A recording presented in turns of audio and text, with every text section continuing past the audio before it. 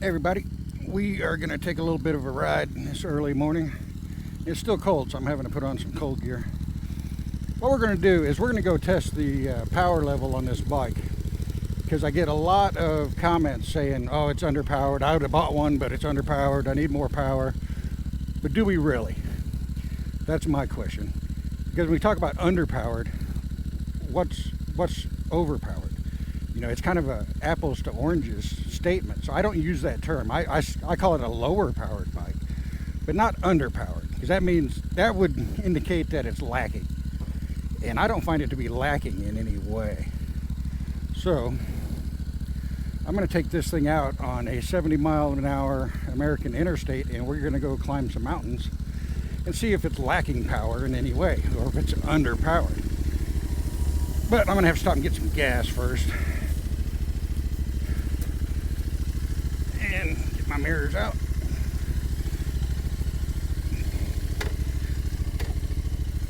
If you saw me flip these mirrors out, that's these move in and out so you can store the bike. That's one of the reasons I got them. You lock everything down except for that, and you can just put them in, and every time you move them, you don't have to readjust them.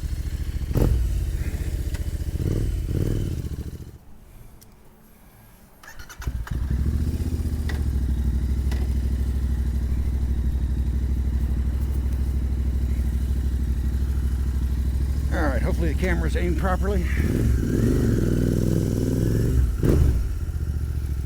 Let's take this low-powered bike out into the concrete jungle.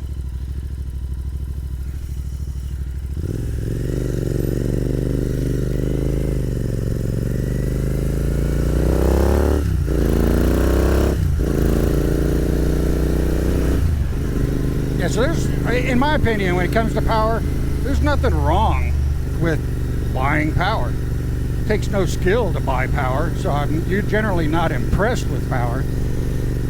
But do you really need all that power?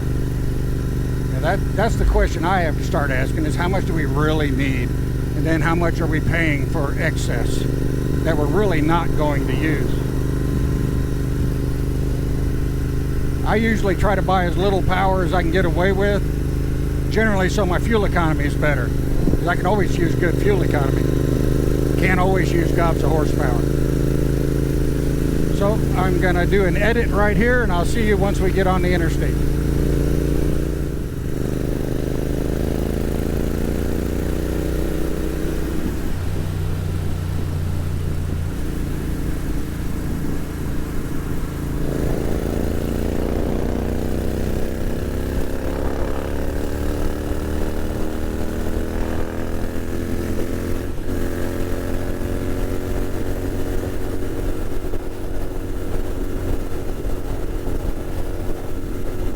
That's 85 miles an hour,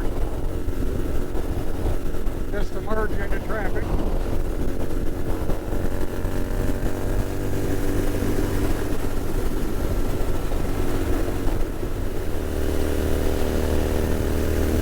Okay, so I'm going to hover around the speed limit, 70 miles an hour right here. Got a car making a pass on me. Probably using maybe a quarter to a third throttle.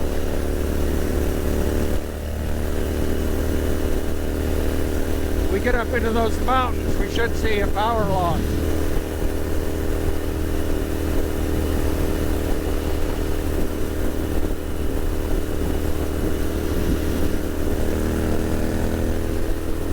I've got lots of throttle to go, and I'm easily maintaining the posted speed limit, 70 miles an hour.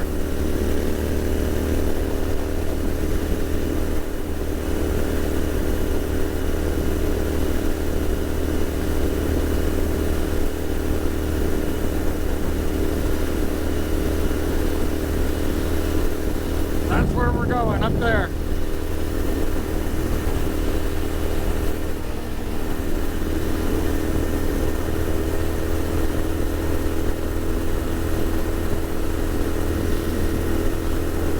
It's only about 40 degrees out here. I'm freezing my butt off. I'm wearing an open face helmet. Can't see me in the mirror, but trust me.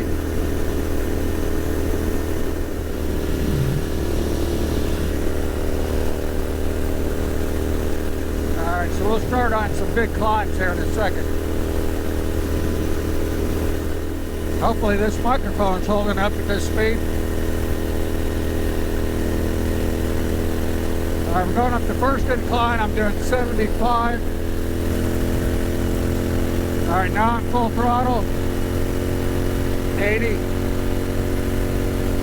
85.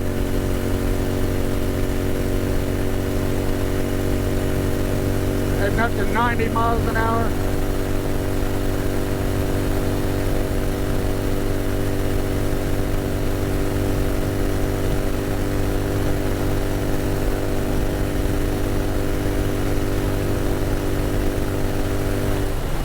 Alright, looks like 90 miles an hour up a mountain.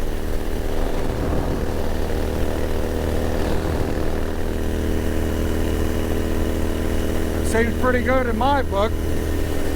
I'm not sure why I would want to do more than 90 miles an hour going up a mountain. So in the flat, it's obviously going to do more than that. That's where that scenic drive was when I did took the Himalayan up scenic drive. That's up there.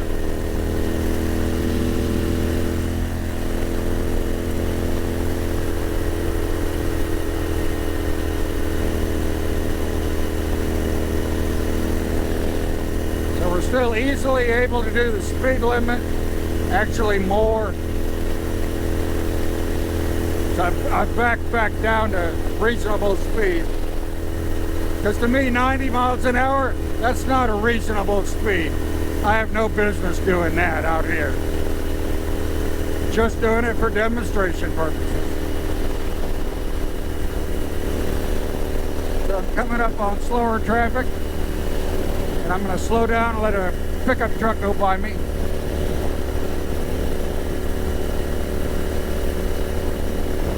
We'll jump in behind him.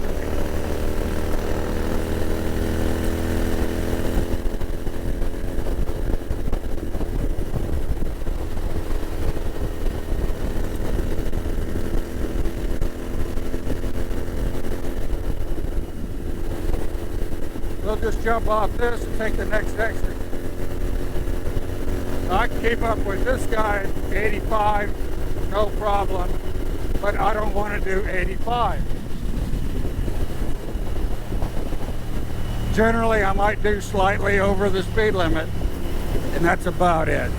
So let's pull off this thing, and I'm going to take a different road home, just because I don't want to drive on the interstate. I hate the interstate.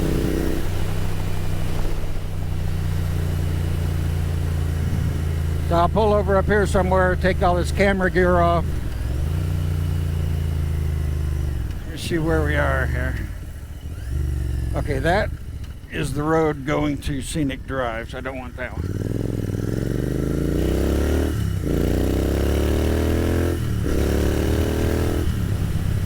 I want this one up here. I'm going to take a right, and that'll take me back kind of to where I ended that video, that Scenic Drive video.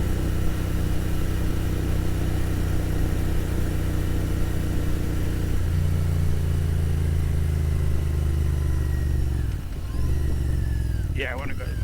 No, I want to take a left here, I think. Where in the hell am I? No, I do want to right. This way.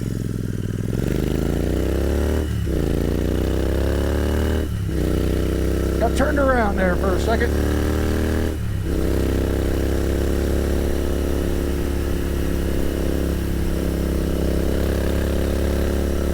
So on this kind of road, I said I don't need more than 40 horsepower.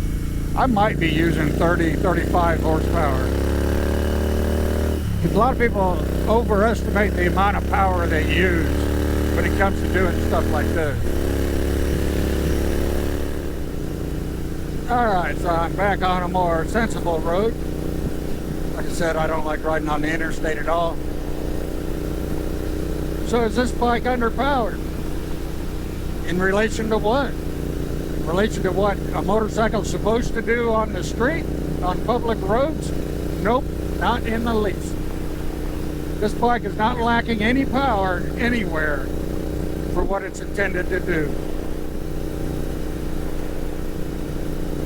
Obviously, if some yabo on a hot rod pulls up next to me and wants to race, yeah, I might not have as much power as he's got, but I have no intention of racing anybody on the street. I'm not that kind of rider. Now, if you want to do track days and things like that on closed courses, yeah, you can get a more powerful bike, because when it comes to racing, you're using all the power you can, because your goal is to go as fast as possible. On the street, that's not our goal. So we only use horsepower in just a few situations. That's accelerating from a stop, accelerating up to the speed limit, going up an incline, or maybe doing an overtake. That's it. I just did all of that with a 47 horsepower bike, and it was lacking in power nowhere in any of those situations. So all this crap about these things being slow and underpowered, stuff like that, it's just people talking out their ass. If you want more power, you can always get it. There are big bore kits and things like that you can put on these, but do you need it? You need to recognize that it's a want and not a need.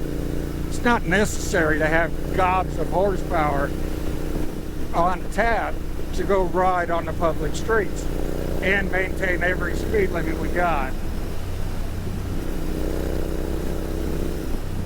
So hopefully that settles that debate.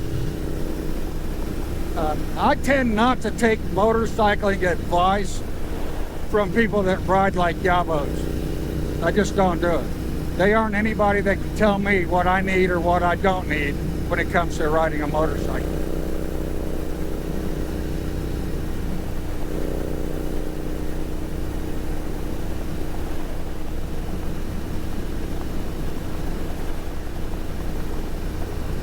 In fact, a lot of those morons, the only advice they can give me is whether the hospital food was any good or not.